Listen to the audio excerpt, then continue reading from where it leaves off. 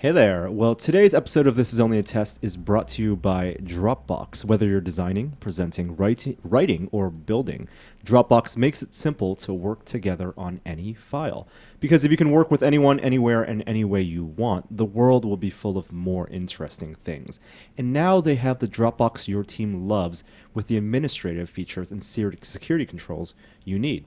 Dropbox for Business enables your entire team to work the way they want on any file from anywhere. Dropbox for Business. All yours. Hey, let's start the show.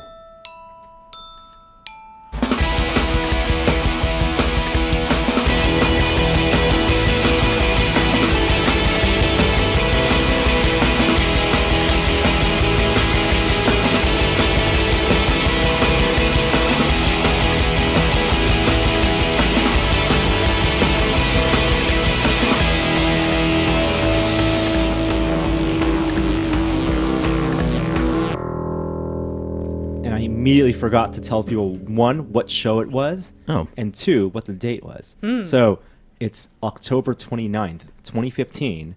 Welcome to This Is Only a Test, the official podcast of Tested.com. Episode 324. Episode 324. I'm Norm, and my guests today are Veronica Belmont. Hello. Thanks, Veronica, for joining us, and Jeremy Williams. Hello. Today's a listener's choice episode of the podcast, meaning that we posted the link to the podcast, to the Google Doc that we all use to talk about our topics up on Twitter. The magic of Google Docs and collaborative working. If you don't follow me or Tested.com on Twitter, you're not going to get access to this document. It's random, like Wednesday mornings. Sometime I'll just say, hey, let's make a listener's choice episode. And then people jump in and like 50 people start typing out things like, oh, let's talk about this and talk about that. And we will talk about some of those things. Norm crowdsourcing his work. Crowdsourcing the work. But the only three people left in that document now, Jeremy, Veronica, and me. These guys. Right here. The people you're listening to. How are you guys doing this week? Doing Fantastic. Well. Yep, very good. Now, I know this is supposed to be a podcast about technology, and we will talk about some technology, but there's honestly not a lot of tech news. Slow news week. It is. It's kind of it's like a slow news month, I feel like. I don't know. I woke up to the miracle of refraction. I had a double rainbow on You saw a Was double that this rainbow? morning? Yeah. I missed that. It's amazing. I'll post it to the show comments on Tested.com. It's gorgeous. Wow. Did you take a panorama? So intense. Yeah, I had to, because it wouldn't fit. Double rainbow all the way. You know, something panoramas have sucked on most Android phones I've used. Yeah. And since coming back to the iPhone, I'm taking a lot more of them because the software is so nice. I don't think I knew that you were back on iPhone. Yeah. Jerry and I we just posted our iPhone 6 review. We'll tangentially talk about that in just a second. Wait, but you just posted your iPhone 6 review. It's it's in depth. I guess it's very in depth. That's great. It's a long-term use. Okay. We don't get early access to the iPhones or Apple hardware. So instead of, we get it the same day everyone else gets it, which for this year, September 25th was when they come out.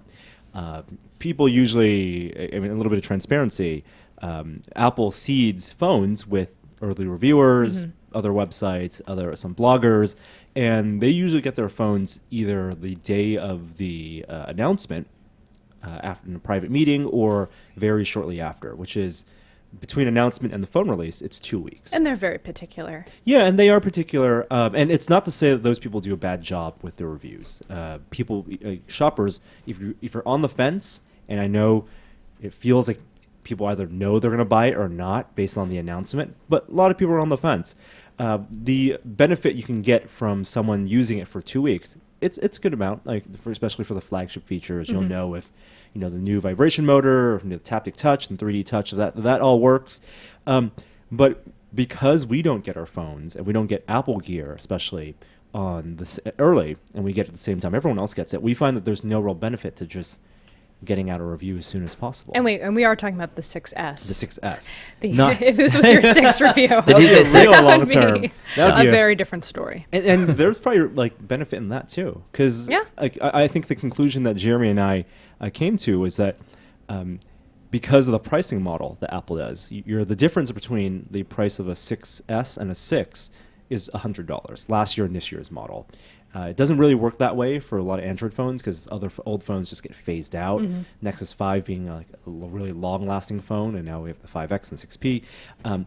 But the purchasing decision, if someone's saying, "Oh, I only have $300 to spend or $200 to spend, and I either want to get the 16 gig version of the 6S or the 64 gig version of the 6," our recommendation was maybe get the 64 gig version of the 6. You'll probably make better use of that storage space than you would of some of these novel features in the 6S. So even 1 year later, after the 6, don't knock the late review. I'm just teasing you. Don't knock the long-term review. It's not late, it's long-term. We're living with the phones. You're an Apple gal. I see you wearing the iWatch. Yeah, I do have the watch. I'm still I'm ambivalent towards it. Like, I don't hate it. I don't love it. I'm used to it, Yeah. I think is probably. I didn't do that. Not a necessity. Not a necessity, no. That's what I tell people. But I do, it does prevent me from wearing fashion watches because now I'm kind of, accustomed to the features of having notifications and things of that nature. So going back to a traditional watch feels like a step back at this point, which is probably what they want. Oh, yeah, totally. Going back to the panorama thing, and hold on, I can...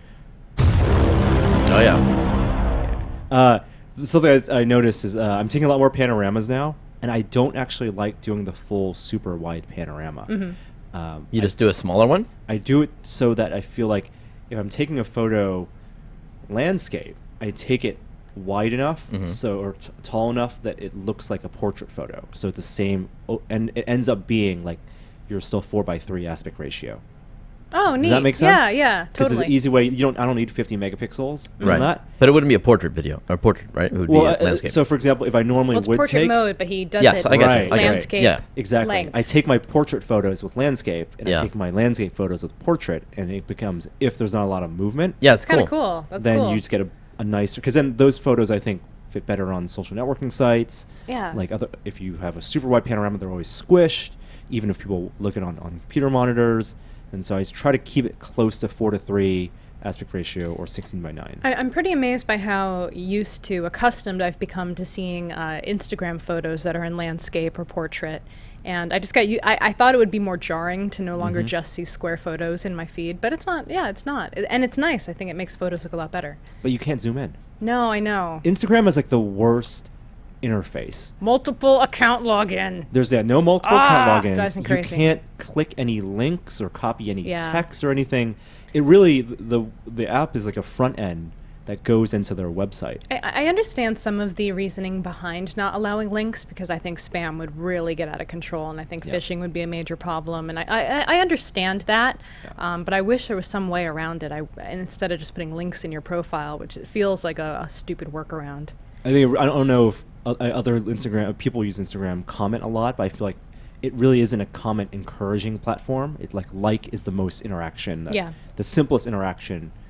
Limiting the number of interactions you can have maybe is why it's so popular. All I want is a separate column for people who have liked a photo and commented, so I can see, because I just have the problem of losing comments in my notification feed because they just get overwhelmed. And I know maybe that's not a typical user issue, but it probably is. I mean, and it still also condenses the comments within a post, like to expand it.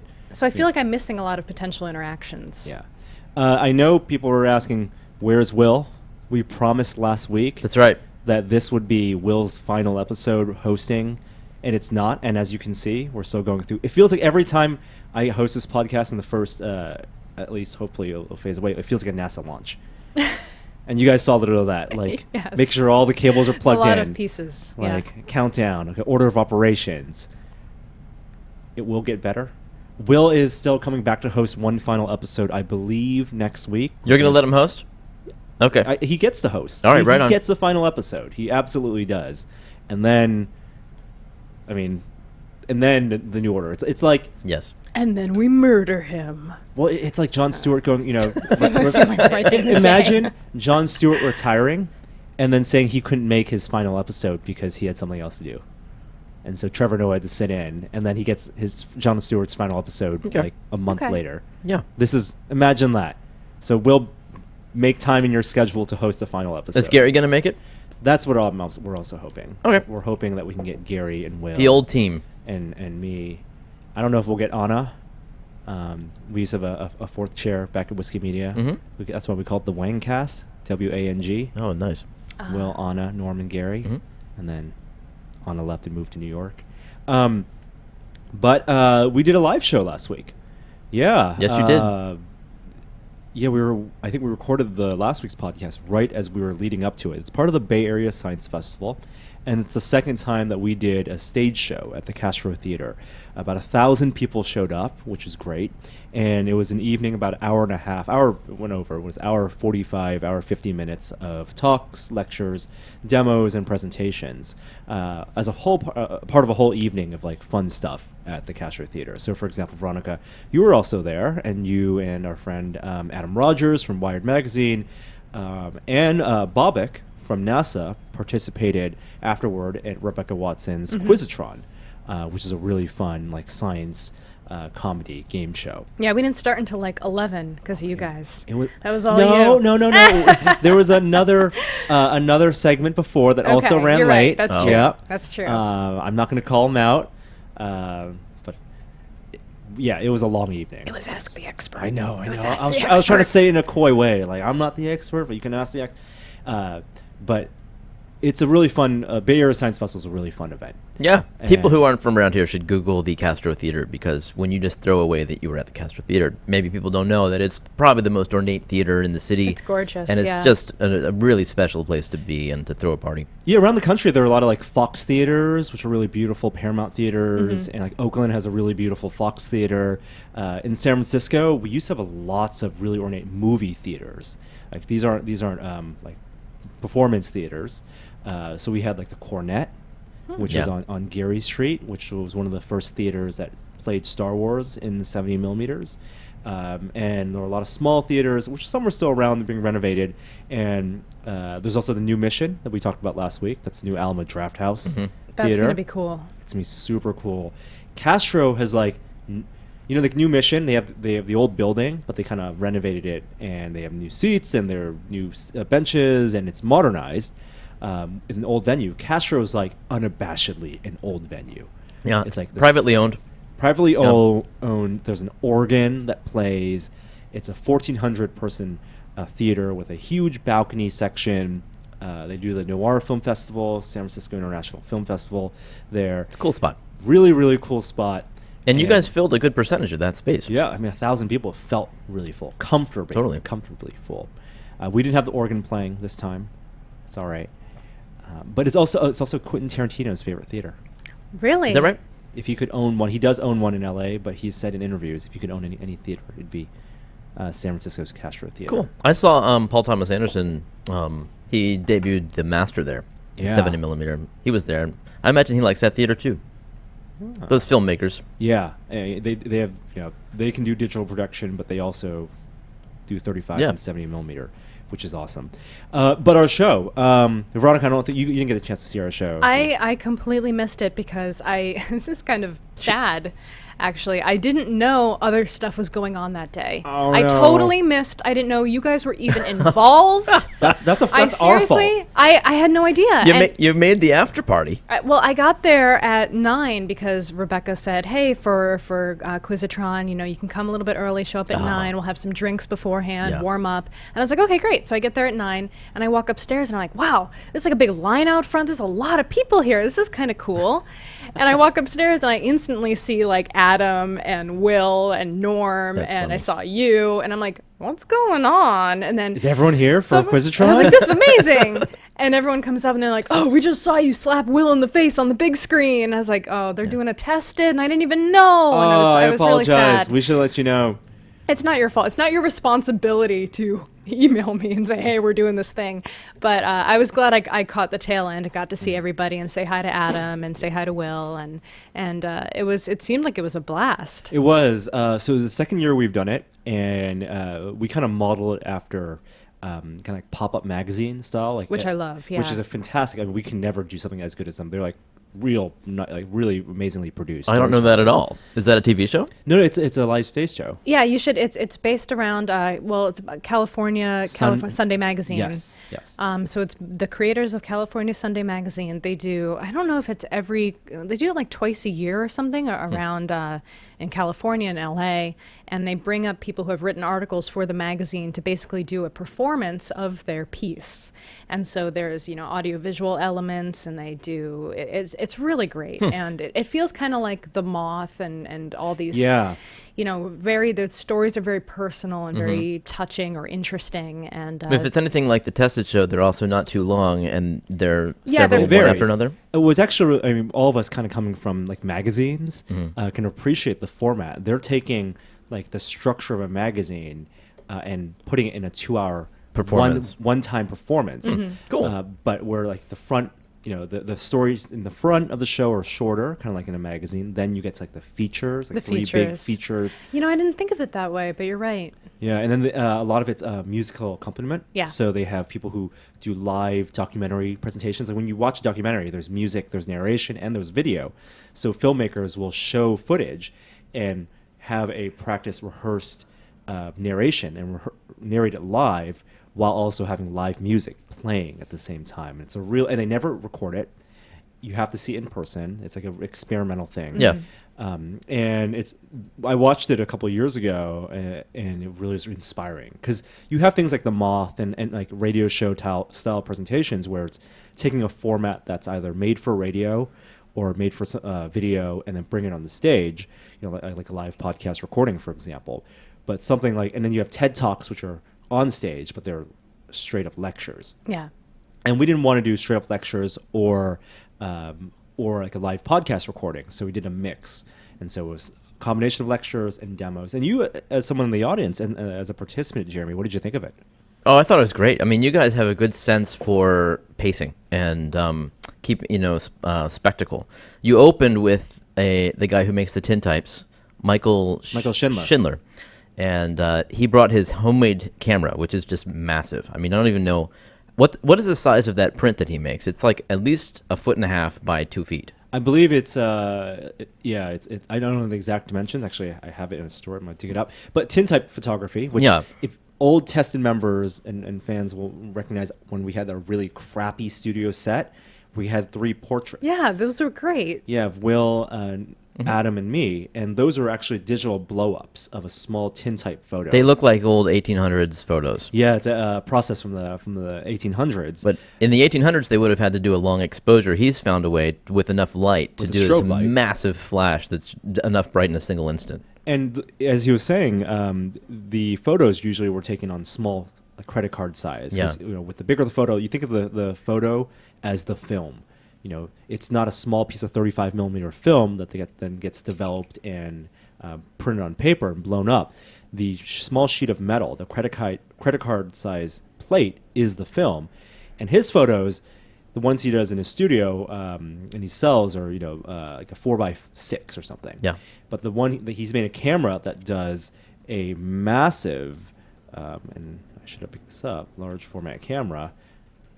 It's a massive, like you said, like 1.5 feet by something, which then you need a giant lens and a giant actual Which he all made. camera body, and he made that. And it takes a photo where the depth of field is so narrow that he gets the eyes in focus, but the tip of the nose is out of focus. That's right. And it's just he's a very good photographer, but it's just an amazing piece of technology to watch. You guys turned the entire theater into a dark room. That was the thing.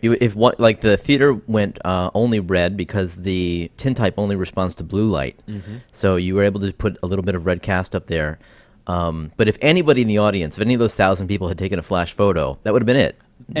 There was a bit of a scare. It was our most complicated thing to not only have a photo taken of this size and get it looking right, but also having it developed live. Yeah. It's a 14 by 17 photo. Inches. 14 inch by which is the size of an X-ray. Yeah. Actually, when you see the doctor and he puts the X-ray on the wall, it's that size. Not that. Okay. And then turn the room red. We practiced it 3 times beforehand, and then Adam was the subject. We got him focused beforehand, and in 12 minutes, took the photo, developed the photo, and narrated about the whole process. Yeah, he was mic'd the whole Wow. time. It was really cool. It was an And awesome performance. like you said, the negative, whatever the tin that he shoots on, is the actual final product. So it's a flipped image. He takes it out, he develops it, and you can see it as a negative image, but then he washes it with another fluid that flips it, and it becomes positive. Right. All on one surface. And you got that all on video projected on the screen. I thought it was really, really cool. Yeah, there's a lot of chemistry involved there. I'm actually going down to LA with Michael tomorrow morning. There's the Kamikaze Expo in LA this weekend. Stanley's big convention, comic book convention. We have a booth set up, and we're gonna take photos of cosplayers in the tin type. Oh, that's awesome. Yeah. Where can you get that done locally? So he's based in San Francisco. It's so funny. His studio is right next to M5. Now it is. Oh, really? Yeah, he used to have a place on Valencia. Yeah, I thought, because I remember that there was a spot in Called Valencia. Photo Booth SF. Okay. Photo Booth SF was his like store, and he did it was a photo studio, but because of whatever business reasons, he had to shut that down. So he has a studio, private studio, and it's literally right next to M5, which is like a public location. So when we got Jamie's photo taken last year, he just walked next door. That's we nice. shot a video. That's great. And Adam and the Mythbusters team all had their photos taken. But yeah, he does appointments. It's not that expensive. I mean, you get this one of a kind photo. Yeah. I've always wanted to do that. Yeah. But I feel like should. if you don't get it right on the first go, You only have one chance. you only have one chance. Well, Yes. they will take a few. I had my whole family really? done one Oh, day. cool. And they, you pay for the ones that you want to keep.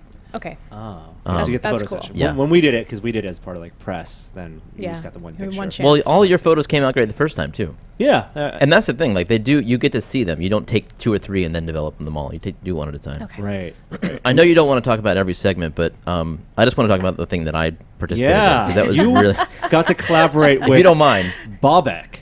Oh, what'd you guys do? Well, Bobek, as people may or may not know, is Mohawk guy from the Curiosity landing. Bobek Fedrowski. Yeah. Fedrowski. So he works at the NASA Jet Propulsion Lab, and he's a very distinct-looking fellow and very charismatic and really an all-around nice guy. And he came and did a talk about basically landers and the time delay required to talk to various things, whether it's satellites or moon landers or Martian landers. And to illustrate that, Will and Norm asked me to take an excavator RC toy, which is like a radio-controlled truck that is a big yellow tractor, and treat it like a Martian lander so that we could put it on stage and pretend that we were communicating with it from Earth.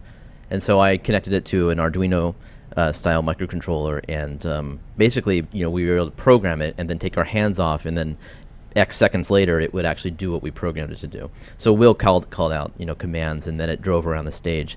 And amazingly, it actually worked, and Will was able to hit his target. But it was a ton of fun to make. I'd never hacked an RC car before, and so thanks for that opportunity.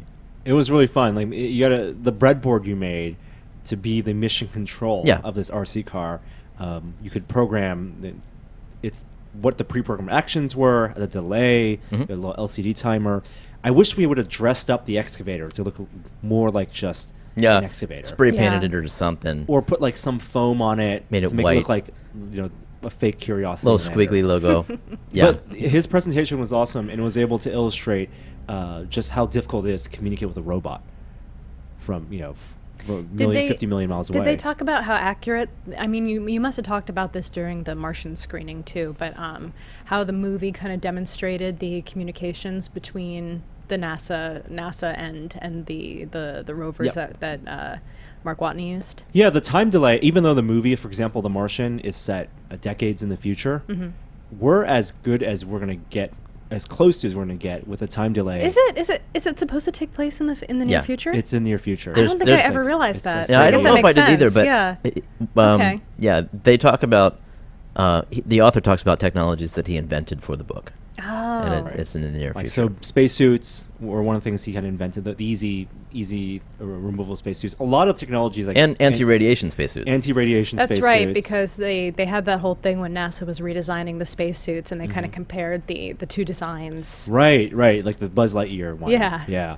And I think like all the technologies of the Martian have some foundation in existing technologies, but they're just maybe more reliable and easier to use for astronauts.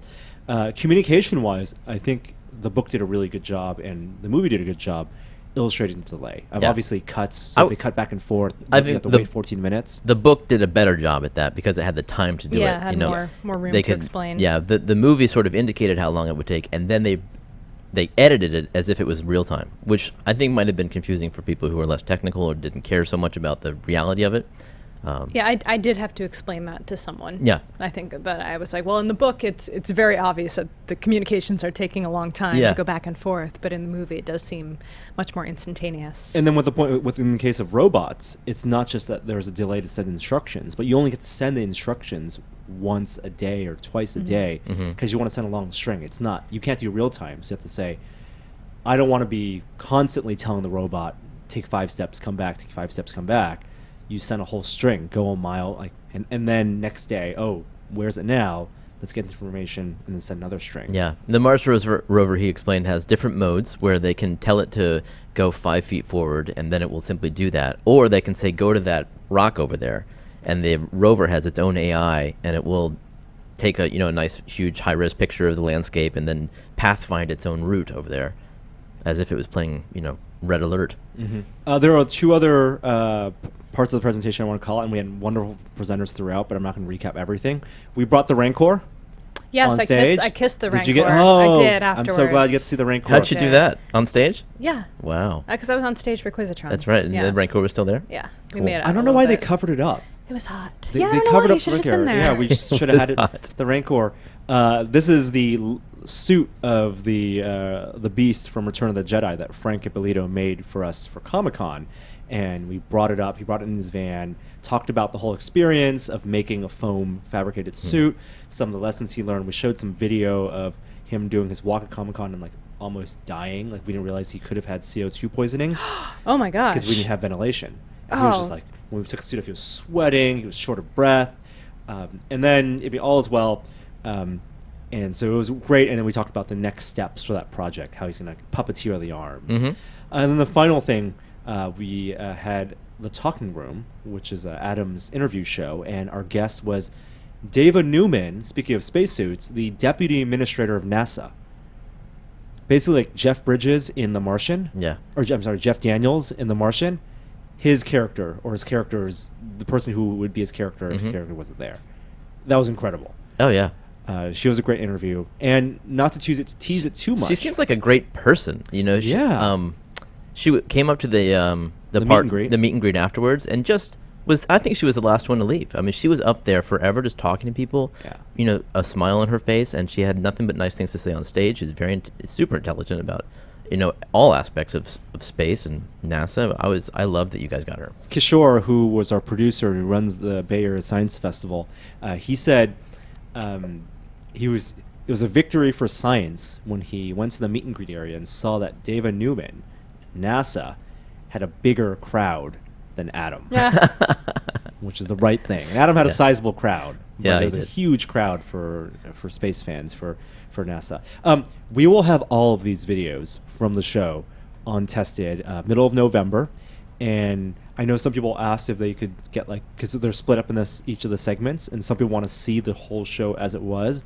Tested Premium members will get the full hour 52-minute show that they'll be able to watch. So we're very happy to be able to share that this year.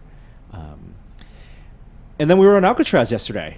Crazy. I can't believe that was your first time on Alcatraz. My first time on Alcatraz. It's because I'm a local. It's because it's locals. New York locals don't go to Empire State Building. That's no excuse. You have San Francisco locals. You have visitors. They want to see it. You go with them. I know. I've taken all of my relatives to Alcatraz. My relatives don't want to visit Alcatraz. They want to visit Stanford. It was a night tour, again, part of the Bay Area Science Festival. There's an organization called Nite, Nite, and they do monthly events both in the city and East Bay and around the Bay Area, which are stage shows in venues, concert venues. You guys did this a month ago with them, right?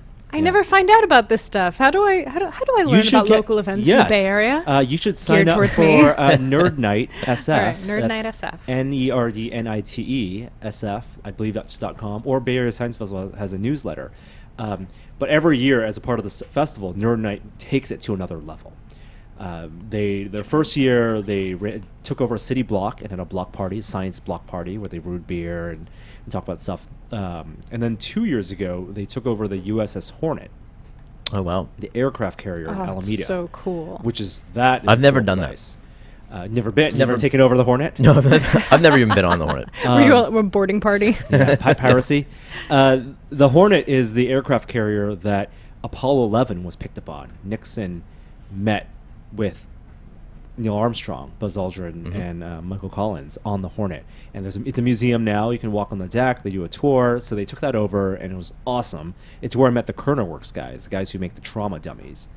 And then this year, they took over Alcatraz. They brought 600 people to Alcatraz to do an evening tour, and then also to do split off and do various events.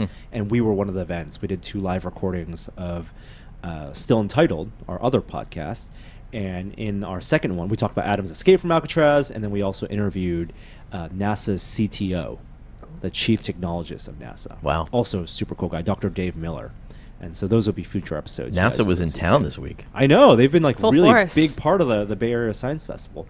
But you guys have been to Alcatraz, right? I have. You guys have liked it? Yeah, I went to the Ai Weiwei exhibit. Oh, I really wish I summer. had seen that. It was great. Where was that housed? Where was it? All over. I mean, it was in a bunch of different spaces throughout, but the coolest was the upstairs portion of the prison where the medical rooms are. The infirmary. Yeah, the infirmary. I took some amazing photos up there. I haven't been to the night tour yet.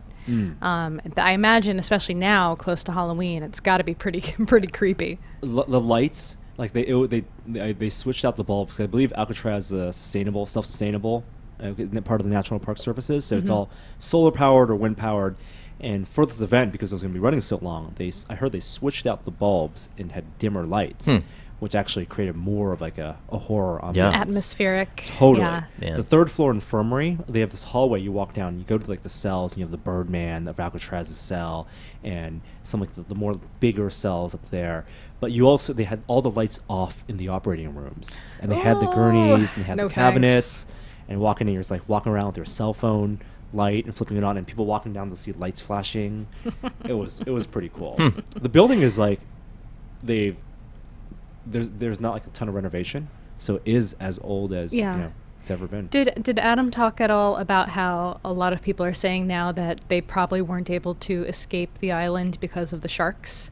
I guess they talked about a little bit in the episode. Yeah, That sharks were a possibility, but now that we've actually seen a shark That's a good attack point. against a seal, which is unusual. It's not weird for great whites to be in the area of the bay. I mean, they often go under the bridge to where the surfers are. By Fort Baker. Yes. Is that what that's? Yeah. Yes. But now, because Baker Beach is over there. But there was a shark attack, a seal attack, right by the Alcatraz ferry. Recently? 2 weeks ago. And it was pretty gory. I think sharks and tidal forces and the Cold fact that they were water. cold water at night.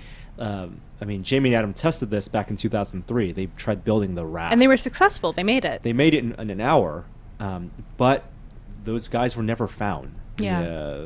Frank Morris, I believe. I know. I can't remember their names. And the 2 brothers.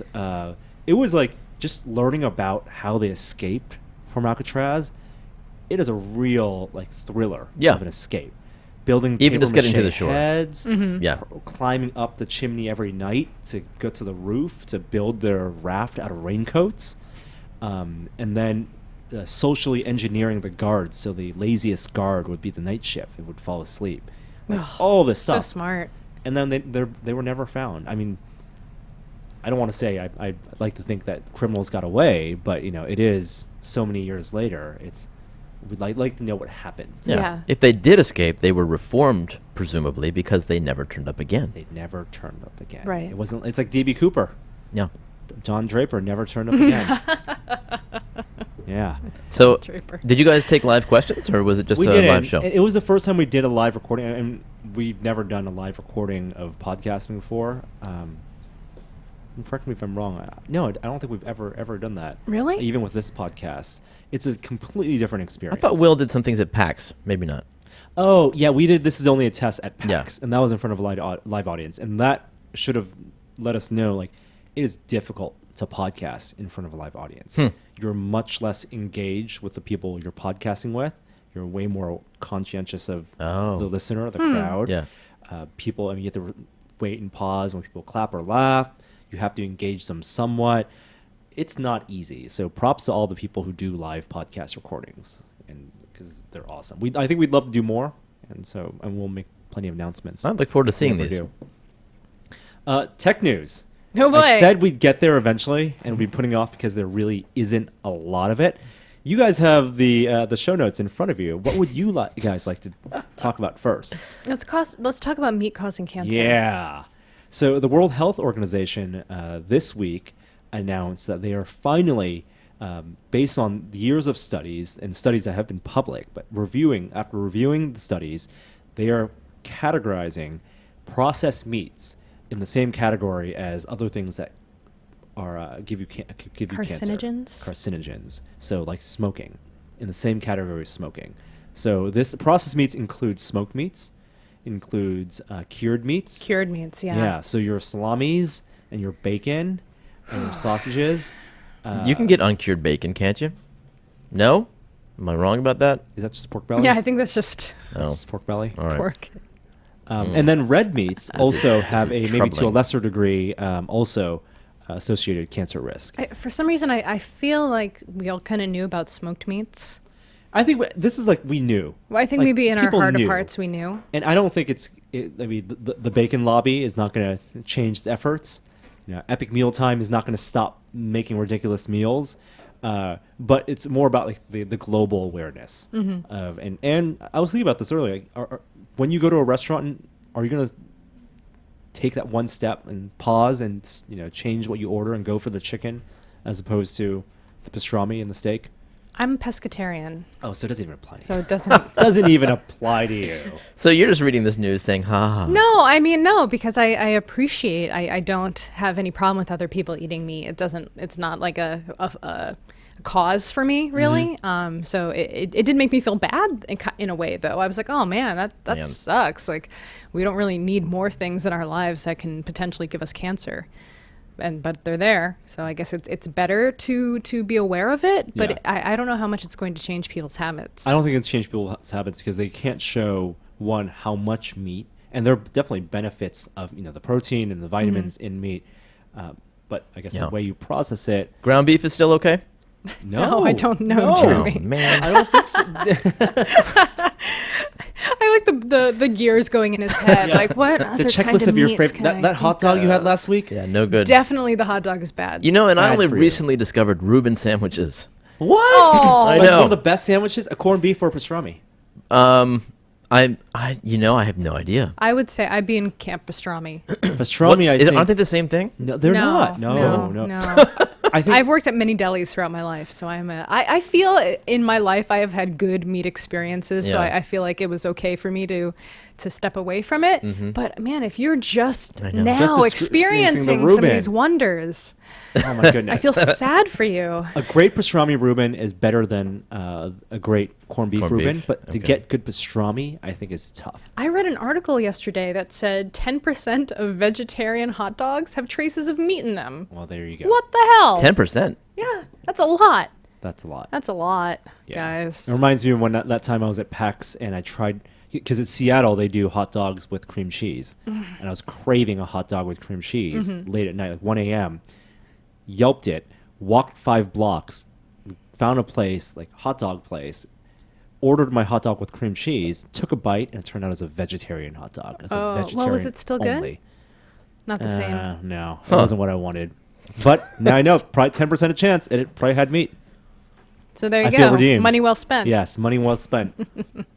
Thanks, PAX. Comcast data caps. Comcast is so full of shit. Sorry, am I allowed to swear on the show? Yes, absolutely. Yes, yes. Total shit show. You had an infamous Comcast experience. Yes, I was involved with the experience. We Yeah. talked about this on the show before, Yeah, we I did. believe. Yeah.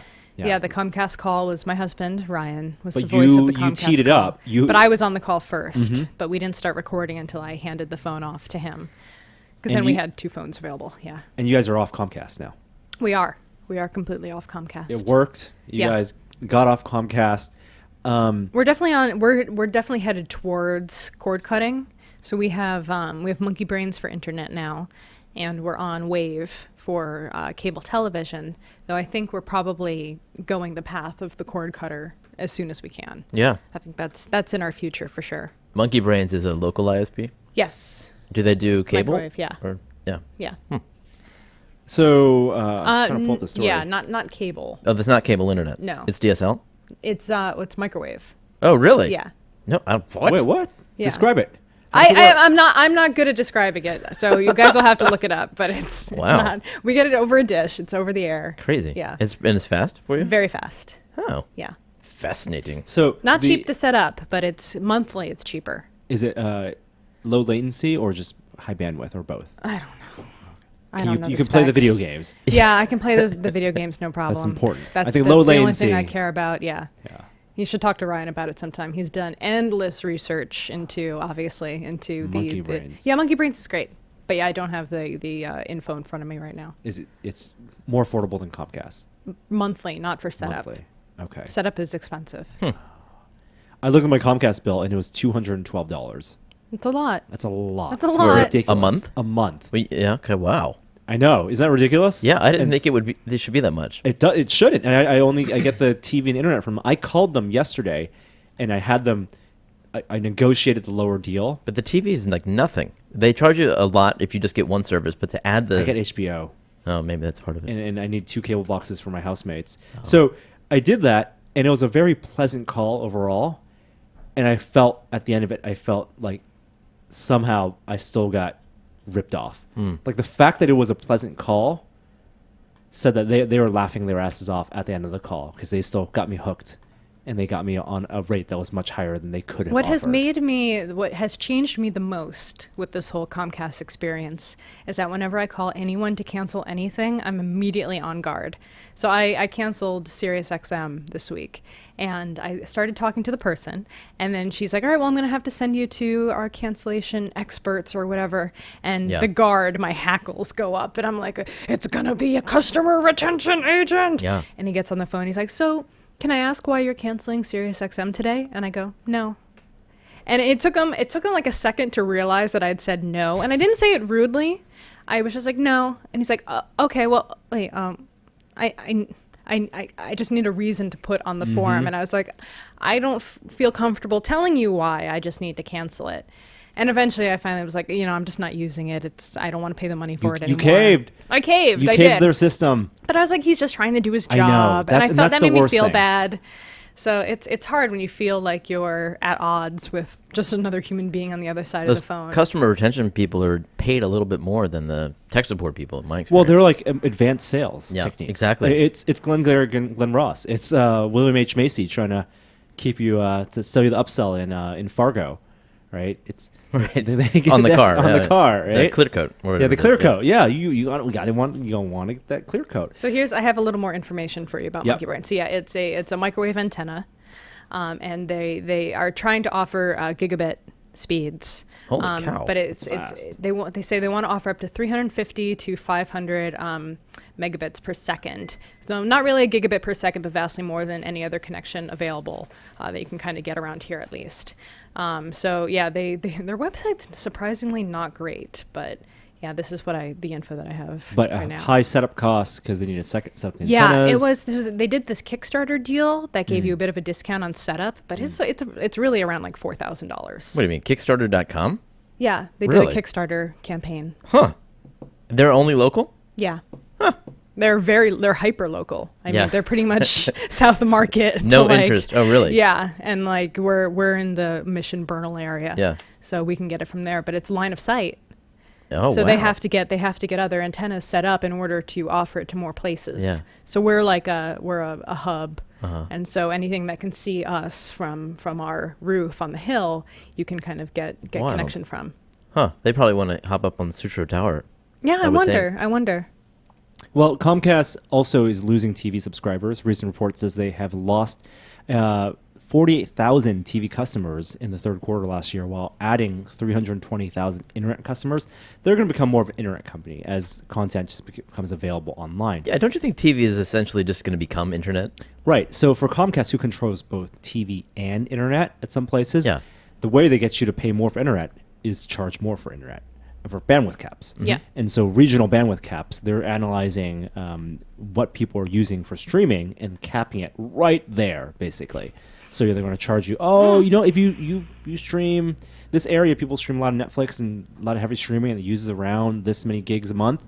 They're going to cap it right there and then charge you $30-$35 for the unlimited. So what customers were saying is that it doesn't seem like they really even want to support cord cutting to any extent. It's not good for their business, really, at the end of the day. So, and it goes back to free lanes and network neutrality, but it's So this is a megabit per second cap. No. Cap? This is a total cap. Total cap. Okay. Yeah, data usage total. Got it. Yes, and as we move toward higher bit rate, internet video, 4K video on things like YouTube and Netflix, it can add up. Yeah. All right. Nickel and dime you. I know. What else do you guys want to talk about? Do you want to talk about Soylent? Is that too soon? We'll wait for that. Let's wait till what you're testing. Okay. You guys hear about South by Southwest? What's happening? Oh, what a nightmare. Nope. I don't really want to get into it too much because then they'll just attack me on the internet. But that's what they want. That's what they want. Oh, okay. Crap. South by Southwest had 2 panels that were planned for next year's their conference. Yeah, for the 2016. And one was talking about addressing the issue of harassment online, online harassment. And they weren't even really going to touch on Gamergate all that much. Not one of them, definitely not. Yeah. But because of threats to South by Southwest, they killed both of those. Yeah, there was kind of like a quote unquote to really break it down to its component bits. There was one anti-Gamergate panel and one pro-Gamergate panel. Right. I mean, if you really break it down into simplistic terms. Right. And so the anti-Gamergate panel receiving threats. The panelists were receiving threats, and South by felt as though they didn't have the ability to really protect people from the situation. So they decided to cancel both panels. Now, this is an issue because in a panel where you're speaking out against harassment, now the harassers have succeeded in silencing the harassed. And yes, the other panel was also canceled, but they still won at the end of the day. So a bunch of news organizations, including BuzzFeed and Vox, said that they were going to pull out of out of South by Southwest completely, including any panels that their contributors were moderating or running. Yeah. They're going to pull out because of this. They canceled these conferences? Yes. No kidding. Yes. Yeah. Good for them. So, and absolutely. And we'll do the same. We won't go to South by, whatever media Well, they might reinstitute reinstitute the conferences, Well, they said, as of last night, I think Recode reported that Southwest is considering, and they haven't announced anything as of today, instituting a full day devoted to discussion about online harassment. And they reinstituted the panel as well. Oh, they did? Okay. At least one of them. I think the harassment panel they reinstituted.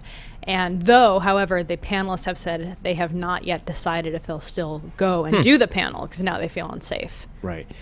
Southwest is like the perfect venue, the most appropriate venue to talk about the intersections of technology and culture. When you have the places, and things happen for better or worse at Southwest when you have ISPs, or South by, when you have like the ISPs doing the homeless hotspots and stuff like that, and it's become a way more commercial conference, but like Twitter emerged at South by, and so the conference Foursquare, should own Dodgeball, and take responsibility for the building, the rise of the platforms where a lot of this stuff happens, and discussion should happen there. I mean, it's what that conference is made for. So I'm bummed, and hopefully they come back. And I think South by I think really needs to figure out what it wants to be for the technology crowd, and not just be like CES basically for startups. Yeah, I can't. I'm not into it anymore. It sounds like it might have really caught them off guard. I mean, I don't know if they were in tune to the controversy before they set up the panels. Well, another problem is that these panels, so their whole entire voting system is pretty broken, the panel picker process, because anyone can vote on panels. You can upvote and downvote things like you can on Reddit. And so it just seems, and one of these panels, the Gamergate panel, apparently came in late to the process and was brought in after the panel picker. So it wasn't even voted in. It just kind of like skirted underneath, and that upset a lot of people too, because they felt like if these other panels are open to scrutiny and able to be voted upon and accepted based on votes and the South by Southwest panel choosers, then this one should have been under that same process as well. Sure. So it's a drama. Yeah. But I agree with you. I think South by did not have they didn't know what they were coming up against. I don't think they were equipped to handle this level of intensity around these panels. I don't think they've really experienced anything like that before in the past 10 years. It's a happy place. Yeah. Have you ever been, Jeremy? I've never been. I've always wanted to go. It's like multiple conferences that roll into each other. Yeah. There's education, there's tech, there's film, and there's music. Yeah, all the arts.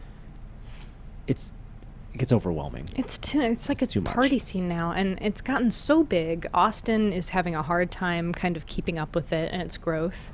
There's just too many people coming in. The parties are insane. I don't know. I don't enjoy it the way I used to anymore. I used to just go in for interactive and try to stick around for a few days of music, but now I hate to sound so hipster about it, but like it's not as cool as it used to be.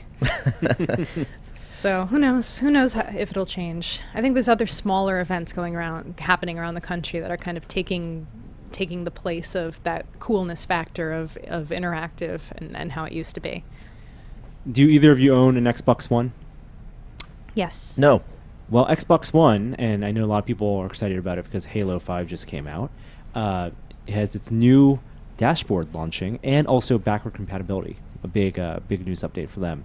They announced it at E3, and it's coming out November 12th, I believe, for select games, but it's a big thing. How much backward compatibility? It means that, I don't know exactly, there's a list of all the backward compatible games. And I remember it not being huge. Yeah.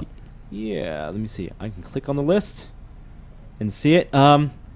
It's not huge. It's like 24.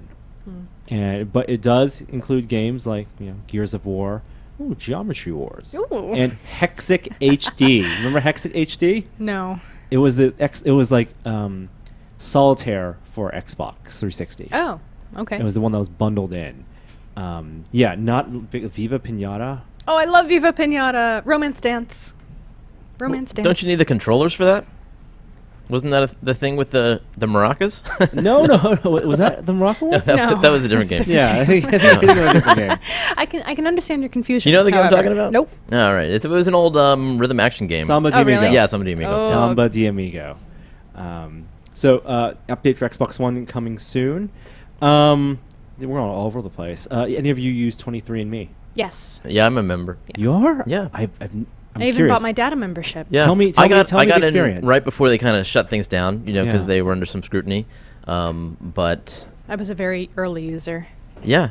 I mean, it's cool. You spit in a vial and you send it off, and a week later you get some interesting results about what diseases you are most prone to contract, natural causes, natural things that are just in your DNA, and also what part of the world your genes come from. And What are you? I forget. I could look it up. Helpotype? I don't know. Helpotope? I'm where I'm are a you? W1C. You know this off the top of your head? Yes. Good for you.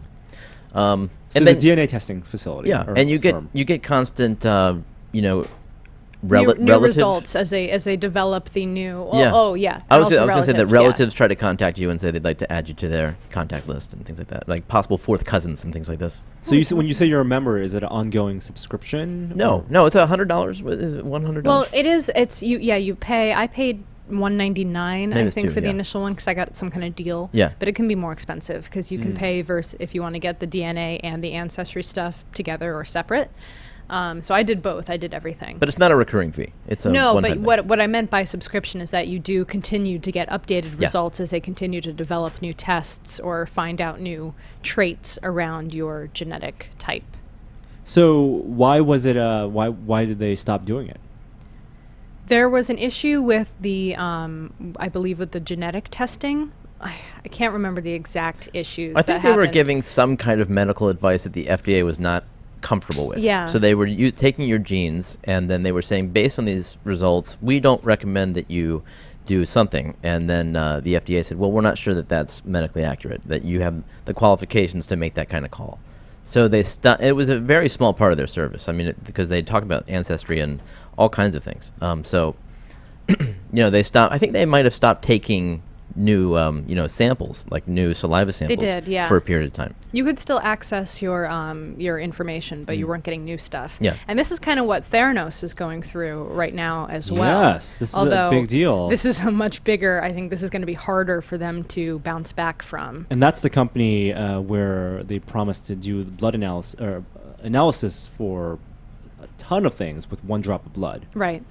And now they're saying that it's the test results are not the same as they vary wildly based on test to test. Because it's not easy to do that. Yeah. I mean, you can get a lot of information from that blood, but the process to split off the right information from it, I mean, that's the holy grail, the tricorder, basically. So these guys were taking all blood types initially? Is that what happened? Yeah, you test your blood. Yeah. And then they give you information based on that. But aren't they only doing one type now? I thought that's what they restricted themselves I'm not to. Sure. Okay. I mean, it was a huge multi-billion-dollar company. I think people are having trouble verifying their results, and I think that's the biggest thing. They're trying to reverse engineer how they're getting to these results, and they can't really figure it out, and it doesn't seem to be accurate. Now, 23andMe has now resumed performing tests. I'm really interested. Like now that you tell me it's like $100 to well, maybe it's find out some $200. It's like interesting. $200. $200 to get whether you can see whether you carry genes for 36 different disorders. That's interesting. Yeah, so it's a well done website, and it's a good service. Didn't it used to be Google owned? It's I believe Sergey. Oh, he helped fund it. One of the Google founders. Yeah. His wife Yes. founded it. Yes. And also because one of the Google's, I want to say it's Sergey, who has like a risk of a certain condition. See, I can see all the things that could potentially kill me right on this page. Ooh. And my percentages. Let's not give that to the internet. Okay. Well, number 1 is coronary heart disease, but that's number 1 for basically everyone. So, right. Yay. And you don't eat red meat. I don't. So you're doing well all done. right. There we go. Jesus, 32.3%? That can't be good. Seeing percentages associated with that is really scary. It's 1.33x the average person's. So I'm just like a little hair more. Average United States. Average. US, national average. National average. And US is pretty bad. Oh, no, someone with my genotype. So okay. Worldwide. Worldwide. Yeah. Okay. I did read on there that what percentage Neanderthal I am. Yes, yeah. You got that too? I just was there, yeah. Yeah, it's like, I mean, that was somewhere around 2 to 3%. Yeah, I'm in the 60th percentile. I'm 2.8% potential Neanderthal. But it turns out everybody's part Neanderthal. Yeah, I'm just like a 1/10% higher than the average. Apparently that's my thing. Yeah, right. Just a hair above average, Veronica Belmont. Not much, just a hair. Do you guys want to talk a little about cybersecurity? Not really. I know Not it's. I think none of us are as informed as we should be. Yeah. About the topic, but there was CISA news. passed. CISA passed, with privacy flaws unfixed. No, it is passed the headline. Senate. Passed the Yeah, Senate. it has right. to. It hasn't supposed to go passed. It's to not a law. It has to go to the House and the President. And the president. And I don't remember. I don't know what Obama's stance on it. I don't think he's. I'm just making shit up at this point. I don't know. I mean, if I could imagine as president, even the most liberal president would probably have mixed feelings about it because it certainly would be helpful from an intelligence standpoint. Yeah. So I wouldn't be surprised if he's, for it at least partially. Well, it's about backdoors in software, and CISA would allow government to work with companies to put in they backdoors. can get information about like our health and pharmaceutical purchases and all sorts of stuff that just seems wildly unnecessary. It's supposed to be anonymous, but supposed to be anonymized. Yes, you're right. The data that the government can request, but there are loopholes. But that's a crock of shit too. That's Like right. I don't believe that it really would be. Yeah. To any meaningful extent. And it wouldn't have to be. There And are maybe that's loopholes fine. that would Yeah. require them to provide your personal information as well. And it's just so interesting, the companies that are against it versus the companies that have not spoken out against it. Like Facebook hasn't publicly said anything about it. Google and Microsoft have not said anything about it. Apple has. Apple strongly has. Against it. Companies like Reddit have, Dropbox. A lot of the Silicon Valley companies are strongly opposed. But yet the big boys haven't said anything. Now's the time to call your local congressperson. Yeah. Do you know what it stands for? Freaking Feinstein was one of the who like co-signed the bill, so Yeah, she's not gonna do anything. the worst. Certified Information Systems Auditor. Oh. No. Yep. That's not what that's not what the bill stands for. It doesn't? No. What are you talking about? That's a certification. Oh. Oh, It totally sounded like it's Cybersecurity Information Sharing Act. Oh, there it is. Jeremy. No, it's cybersecurity information sharing. I was like, that doesn't sound right. That's so funny. I'm sorry. I shouldn't be on this podcast. Let's not talk about CISA then. Hey, Jeremy, did you I told you I didn't want to. Did you pre-order the Apple TV? Let's get back to comfort zone here. You did say you didn't want to be fair. I did order the Apple TV. Oh, cool. It went on pre-sale this Monday, and it is, for you guys listening, shipping tomorrow in stores. 2 models, $150, $200. I presume you got that $200, got double the storage. Well, that's a weird thing $50. because who knows how much storage you're going to need with this new platform. But I got the big one, just in case. I see that the big ones always sell for about that much anyway on the aftermarket. So it is a competitive landscape this holiday season for set-top boxes. One, because there are so many existing set-top boxes that I think many people are just happy with. They get their Netflix, they get their Amazon. But there's new Roku 4, there's Amazon Fire TV with 4K, there's new Chromecast, there's new Apple TV, and there's things like even the Steam Link. So you got to suss it all out. We have all of those devices. Going to go through all of them, and we'll have some results. You're going to do a review of the Apple TV, the actual thing? Yeah. Did you order one? Yes. All right. Yes, I did. Which one did you get? 32? 64? I got 64. Right on. Yeah. And I believe Patrick Norton's going to help us with that. Oh, fun. AV stuff. He's like really into AV. Cool. You don't say. Yeah, no, Oh. I think a little familiarity with that. I'm gonna do a quick ad read, and then we'll talk about some more fun stuff. This week's podcast also brought to you by SoftLayer. It's an IBM company, and SoftLayer delivers cloud built for integration. Your business applications and computational workloads are unique, so you deserve cloud resources that meet your specific needs. SoftLayer is one of the only cloud providers that provisions dedicated servers, real metal servers, and virtual servers from a single seamless platform, all on demand, all connected to the same open API, all connected on a global network, and you can scale your workloads up and down really quickly. Now, all of our listeners have an opportunity to get $500 off of cloud infrastructure by going to softlayer.com/podcast, and you can order bare metal servers, dedicated servers, virtual servers, storage, networking, and security services from up to 24 data centers around the world. And here comes the fun fine print part. Offer valid new customers for up to $500 off your first order. First billing cycle of server services and SoftLayer's data centers from the world. Only valid for monthly servers and services. For more information, please visit softlayer.com/podcast.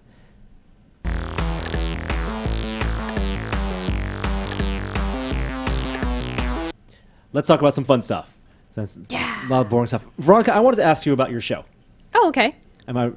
Dear Veronica, tell us about your show, because you host a show with Engadget called Dear Veronica. Correct. And I'd love to hear of some of the interesting questions you have and what how you go about running your show and producing it. Yeah, so I get all the questions and write the show completely myself.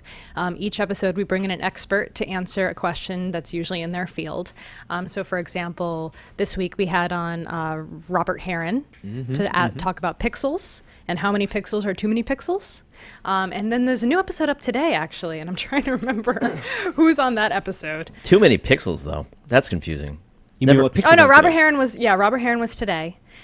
So yeah, he was fantastic. He's if you don't know Robert, I mean, talk about a guy who knows everything about screens and displays and home theater stuff. He used to tell me about what TV to buy, like on Tech TV. Yeah, he's been doing this for a really long time, and his other gig is calibration for screens. Oh my God. So he will go to companies and tell them how well their screens are being calibrated, or he'll come to your house and calibrate your screen for you. And he's just an expert through and through. But we also cover a lot of stuff that's a little more, socially interesting, like etiquette in new media, etiquette on social media. How many posts are too many posts on Facebook? What to do if someone is harassing you on the internet. So a little more esoteric kind of interesting questions. I think of it as like a modern day Dear Abby, because I was a huge fan of those kinds of columns when I was a kid, and a big fan of etiquette stuff. I went to etiquette classes when I was a kid. That was something my mom actually signed me up for. How much of that applies to the modern world? And A surprising degree, because I think we're so accustomed to being very out there and being very open books that a lot of the rules have broken down in some ways. And that's not to say that all the rules are like still apply in the same kind of way.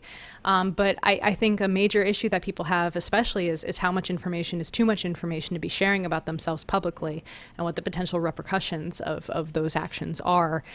Because everything you do online is essentially public information, whether you realize it or not. And that can have an effect on job hunts in the future, or dating, or embarrassing family members. I mean, there's all these sorts of things that we don't really actively think about or take into account. So I cover a lot of that too. Aren't there companies now that also will help erase your digital pass? Yeah, places like Reputation.com are big in that game. There's ways of pushing down bad Google results and kind of changing the SEO of certain topics. So they can actually find, they can create pages for you that are more valuable in Google search results and stuff that could have a harmful effect. So they work to make those more higher in your search results when people are looking you up. What other fun questions? Like when you go through the list of questions, what Let are the things that you want to answer? And Oh, okay. I got one question, and I'm having a hard time figuring out the person to get on the show to talk about it. But it was a great video question from a viewer, from a DTNS fan, actually, a Daily Tech News Show fan, which I'm a contributor to on Mondays. And she wanted to know why all villains in movies are always British. It's true. And so I've been trying to find I don't know even what kind of expert to find. I mean, didn't Jaguar do a commercial? Yes, based on and that it was concept amazing. with Tom Hiddleston Yeah. and a Beast from X-Men. Tons of people. Yes. And it was absolutely hilarious. That's one of my favorite commercials of all time. So I need to find either an actor or a director or someone like that to come on and talk about that. But that's a harder Casting harder- agent? Casting agent. That would be a Right? really good one. Oh, you're helpful for this. But we have questions about like Linux versus Windows, or what apps are best for the Apple Watch, or I'm trying to find some interesting ones from. Oh, okay. So we have one for not next week, but the week after, I believe, where someone wrote in asking the best way to publicize their independently published book. Oh, super useful. And so I'm having John Scalzi come on to talk about Nice. that, because he's an Does he expert still in do that? promotion. He's not a self-publisher now, but he has a lot of experience with promotion on the internet. Yeah. And figuring out ways to get your name out there. Andy Weir, self-published Martian. I thought about Andy Weir, but I think he's a little busy right now. I was going to reach out to him, because we had him on Sword and Laser way back when.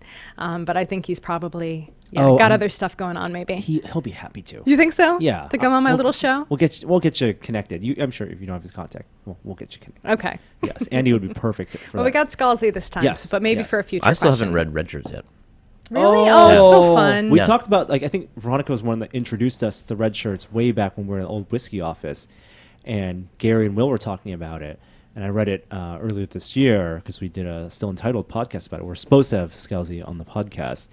You got to read it, Yeah, Jeremy. I'm looking forward I to think you're gonna like Red Shirts. Mm-hmm. I don't want to say more than Ready Player One, Oh, because I know you Yeah. love Ready Player One, Jeremy. Norm and I differ on this. We differ on our on Ready Player Okay. One a little bit. You're a Trek. A lot You of are a serious Trek fan. Yes. I'm a Trek fan. You're a serious Trek fan. I don't So- think you have to be a serious Trek fan to love Red Shirts. Okay. You have to be if you just know of the trope. If Yeah. you're just a science fiction, like Cool. an old, like a There's 60s, a lot of winks 70s. and nudges yeah. to the series for sure. But yeah, I don't think you have to be a super fan to enjoy it. Okay. That's supposed to be a TV show also. And Yeah, they're working on that's been optioned. A lot of stuff has been optioned. I mean, everything that gets popular pretty much gets optioned these right. days. Patrick Rothfuss. Yeah, stuff. a movie, a TV show, and a video game for Name of the Wind, Oh my the King God. Killer Chronicle. That's what Neil Stephenson wanted for Seven Eves. He wanted the whole the Well, big. it's not too late. I mean, that book just came out. Yeah. Yeah. So, and he's Neil Stephenson. I think And he'll be he's okay. Neil Stephenson. He'll sword I fight have with the one sense he'll hand be and right okay. with the other hand. Yeah. Honestly, I think Clang was probably his biggest non-success in recent years. I mean, all his books become bestsellers, but Right. Clang as a game was Right. was not successful. Right. Too bad. Would have been cool. Non-success. I know. It's very very polite. I can't say failure because I don't know if I would categorize it that way. But yeah, and he might listen. So don't be mad at me, Neil. It is a listener's choice episode, and I had a section for random topics, and it ended up just being questions. So we're gonna, instead of taking questions, we're just gonna audio questions. Oh, also, Veronica, where can people send you questions? Oh, sure. Speaking of Dear Veronica. Veronica@engadget.com, or you can post on Twitter or any other social site using the hashtag Dear Veronica. I'm gonna send you a question about how to deal with Well, you should come on and parents' answer a texts. question sometime. Do you want to be an expert? I'll have to figure out what I can be an expert on. Yeah, tell me what kind of topics you're looking for. I can field questions We'll for talk a about topic virtual too. reality. Yeah. That'd be fun. Okay, cool. Yeah, that'd be nice. Speaking of virtual reality, someone asks, when will Will announce what his new VR company and app is? And we're all very excited. That's up to Will. Well, maybe next time when he's on to host his final episode, we can grill him on that. I think he's still in the early stages giving demos. I don't think he'll be ready yet. I'm seeing Will today. Oh, you're going to get a demo? Am I allowed to say yes or no to that? I don't. I don't know what's okay. I think we. He's gonna show me what he's got. Yeah. Show me what you got. Will closed out the Tested Live show, right? Wasn't he the last thing? Yes, he was. And yeah. he did a recap of his whole experience at Tested, and he ended up talking, a bit about going into VR next, and that he's excited to share what he's up to. Yay. In the near future. I like the Rick and Morty reference. Thank you. I'm glad you got that. Yes, Thank you. it took me a second, and then I was going to say something about getting swifty. Show me what you got. Time to get swifty. Get swifty in Gotta get- here. Such a good show. Shit on the floor. Sorry. Off the rails. Someone asked about books we've read recently. Now, Veronica, you read a lot of books. So All the you're books. the expert. What are some recommendations you can have? Audiobooks? Non-audiobooks? Okay, so for books that I just read, I'm having a hard time really recommending this book per se. It came highly recommended to me, but having read it now, I don't know really how I feel about it. It was the Trader Baru Cormorant by Seth Dickinson.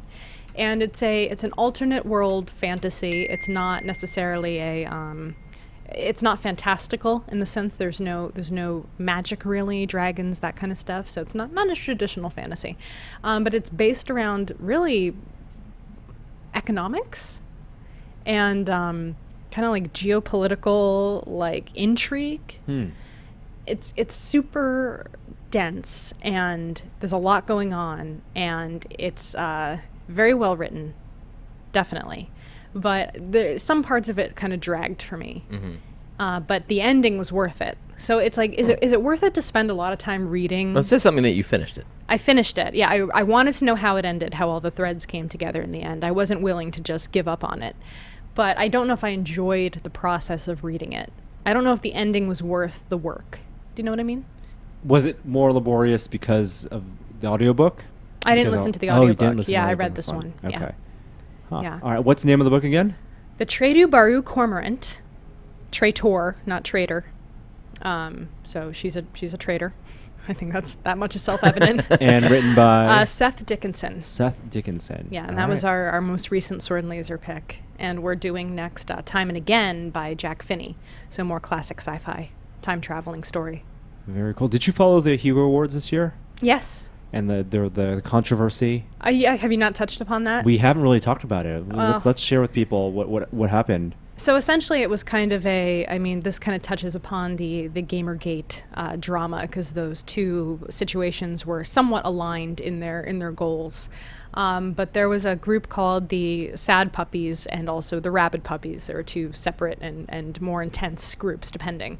And they essentially voted on a slate of authors for the Hugo Awards to get authors that they felt were more traditional science fiction authors. They felt as though they're being underrepresented in the categories for winners for the Hugo Awards. Not in terms of the prolificness of the publications, but in terms of recognition. Correct. Okay. They felt as though there were more books that were a little more liberal-minded, exploring themes of sexuality that were not necessarily traditional in terms of what we read in science fiction, which to me is crazy because I'm like, why should we expect other worlds and other planets to adhere to the same sexual standards as 1950s America? I mean, science fiction, in many sense, it's the most progressive genre. It should be.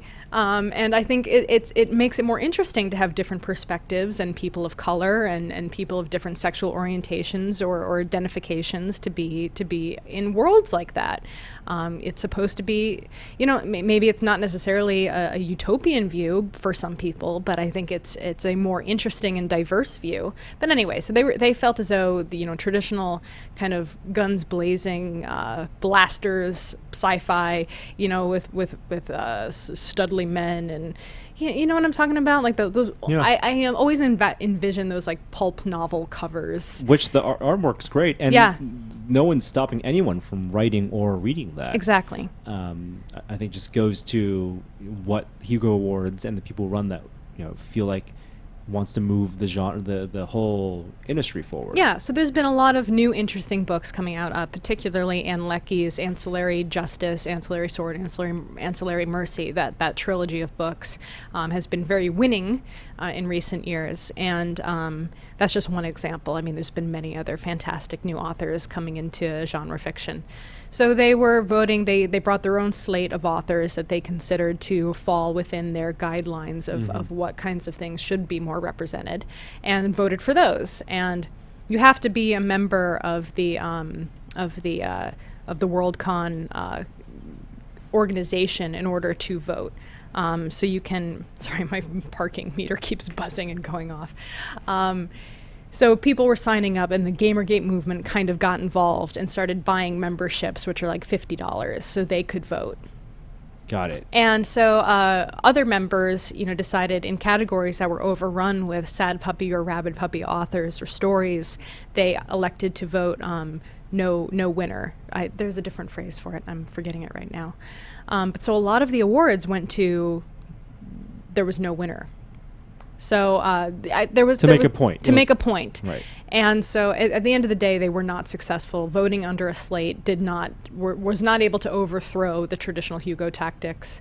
But I don't know if things will change in the future. It's a whole new thing. It really sounds like everyone has some issues with any type of inclusive organization, like the Academy, for example, Oscars. It's considered the benchmark for awards, and only people who are invited into an Academy vote, and it's very political. So every type of awards group, it can be political.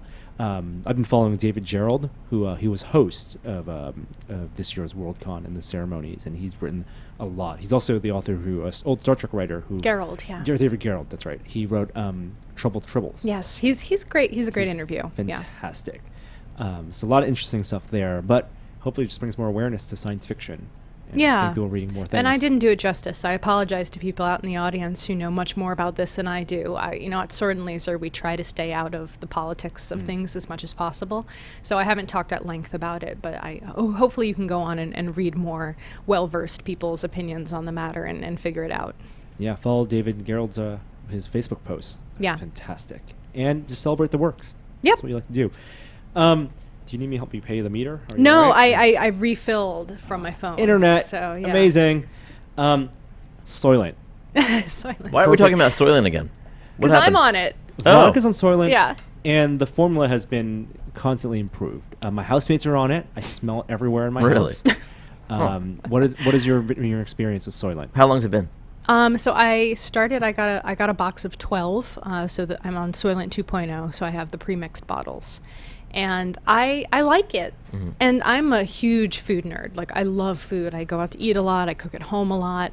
But it's become really, like today, for example, I just did not have time to even make coffee before I left the house today because there was too much going on. And I'm out of it right now. My new shipment is coming today. And I was like, I'm so hungry. I have like a hummingbird metabolism. So if I don't eat first thing in the morning, I get headaches, I get sick, I act like a crazy bitch. It's just like, it's a nightmare for everyone. And so just being able to have, a Soylent in my bag or a Soylent at my desk for those times where I just can't sit down to make a meal for myself has been a huge change. So I can have it before I go out to work out. I can have it, like this morning would have been a perfect opportunity. I just throw one in my backpack and go. And it's been a big ease off my mind for stuff like that. I know I'm getting decent nutrients, and it makes me feel full for like hours. Yeah. It's amazing. It's not a weight loss thing or anything. No. It's just a supplement, or it's all the nutrients you have and all the sustenance. I didn't realize you could treat it like a protein shake before a workout. That's almost exactly how I treat it in general. I have done meal replacement shakes in the past for various reasons, and this one is, I think, I don't like how sweet they are and how much bullshit is in them. So you don't mix anything in? I drink it plain. Wow. No That's banana. Yeah, I think a banana is like the easiest thing to put in the Soylent. And then you mix it up together? You blend it with the banana. I can't eat bananas anymore. The mosquitoes come after me. What? What are you talking about? I am extremely... How's that happen? I am extremely mosquito prone. You guys are learning a lot about me today, I feel. All your DNA. Yeah. You're not kidding? You eat a banana and mosquitoes bite you? Bananas make you more susceptible to mosquitoes. I had no idea. My for Soylent, my 3 recipes are the simplest: banana, peanut butter. That's a is good another one. Yeah. Just a scoop of peanut butter, I think, goes a long way, and then frozen berries. I'll is try. what I mean, do. I will definitely try all that, Yeah. but that adds an extra step of thinking and work that sometimes Well, if I don't have you're time blending for. it, right?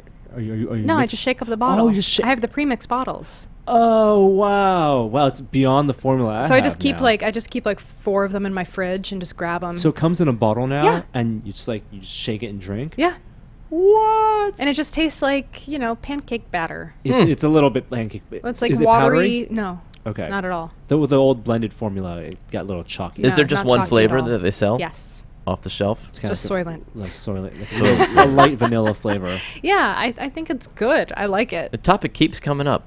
You should try it. I'll bring one in for you next time. You don't have to do that. Why I'll not? try it. I have a subscription. They just keep sending them to me. And if you Okay. subscribe, that's how you get to the top of the list. Yeah. It's actually can be difficult to get in. Yeah, I on didn't it. actually. So I bought a box of 12, and then I ran out.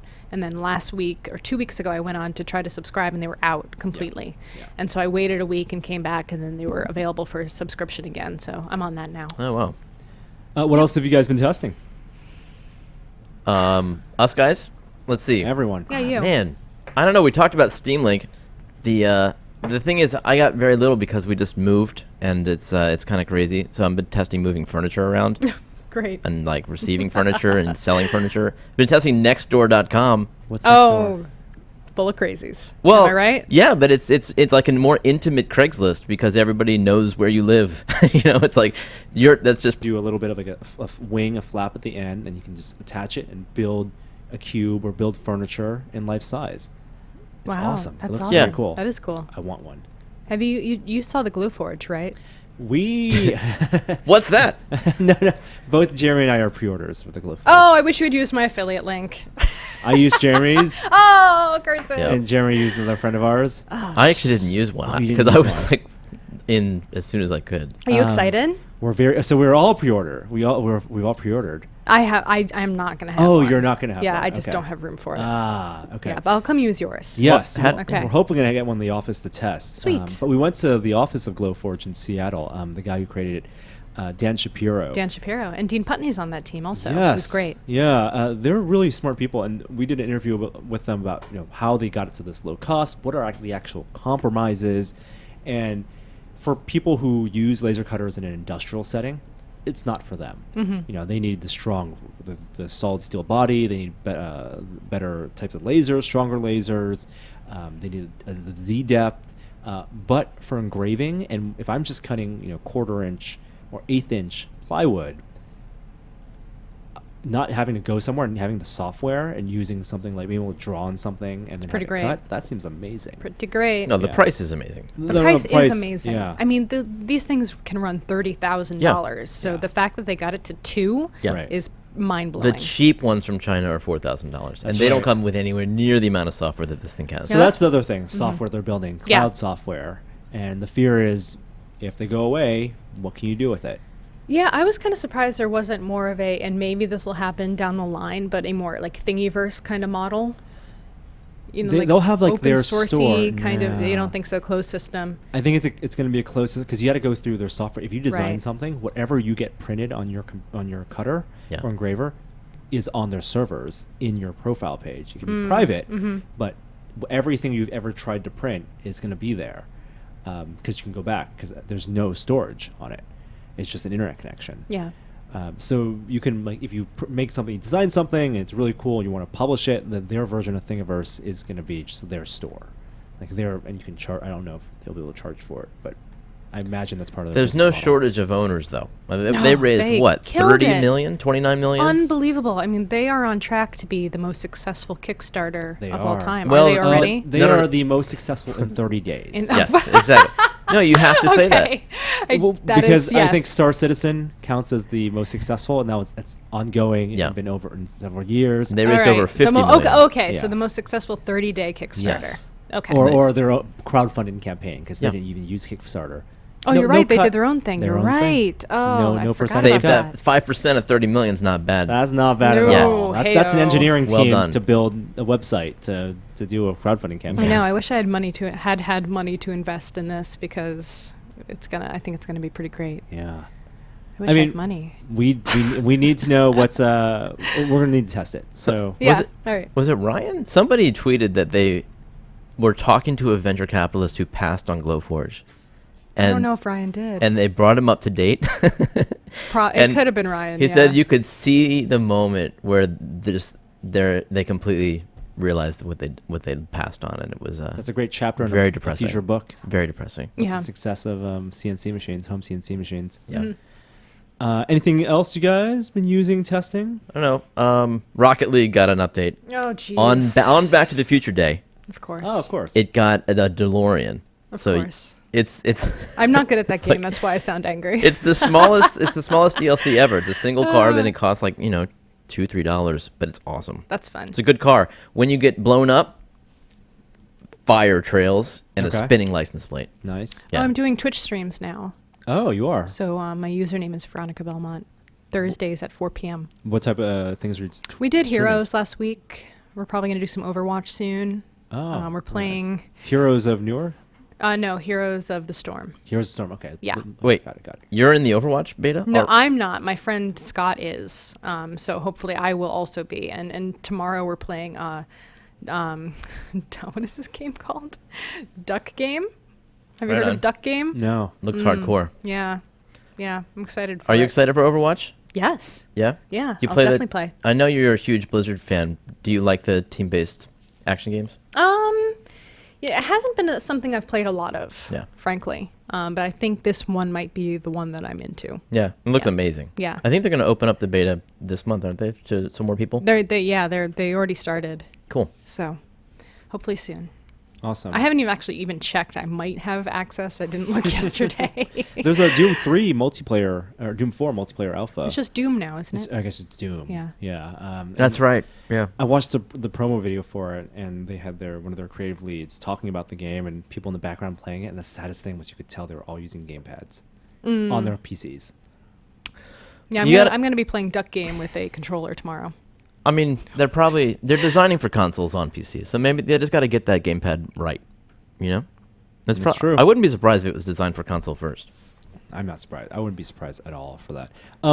What you guys using? Jeremy, any more use of the Steam controller? No. That's it. You're done. I mean, $50. Whatever. I just got a. I mean, yeah, I'm in transit. I mean, I'm in transition. So I mean, I just got a HDMI hub so that I can actually connect my Steam Link to my TV. So ask me in a week or two. All right, and I'm still running the Surface Book, which is Microsoft's new laptop. It's on sale now. People are getting it benchmarking. I got a driver update for the graphics driver, so we're doing more benchmarks on that. It hasn't performed that much different from earlier tests. Can barely do games like Batman Arkham Knight, Shadow of Mordor a little better if you play medium settings, but you have to scale down a bunch. Even games like Tomb Raider will run, but not great frame rates. Yeah. So not a gaming PC, but I've been loving it so far. I really like this PC. Awesome. This laptop. Something I tried the other day I forgot about was I got into Quake 1 in VR.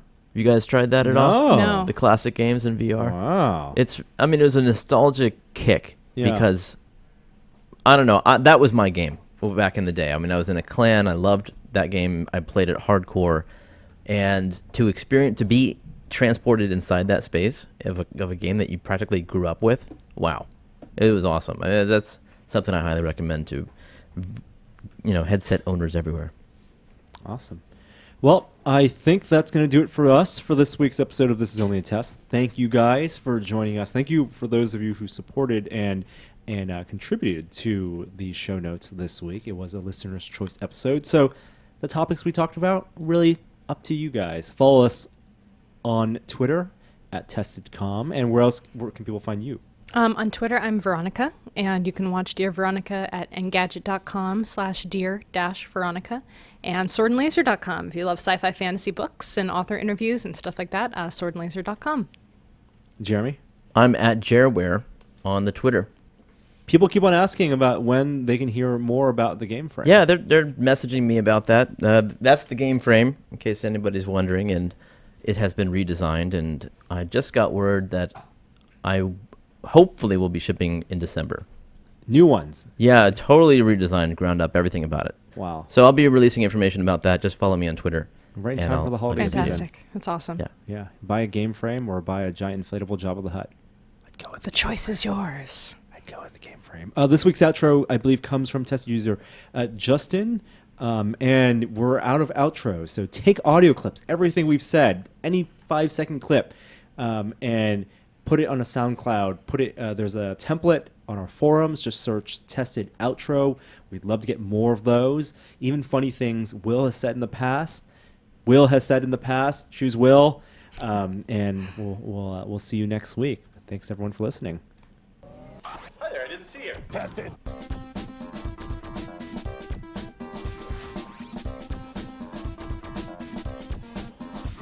Would you like to touch the cockpit? I'll grab the cockpit. Gentle but firm, Norm.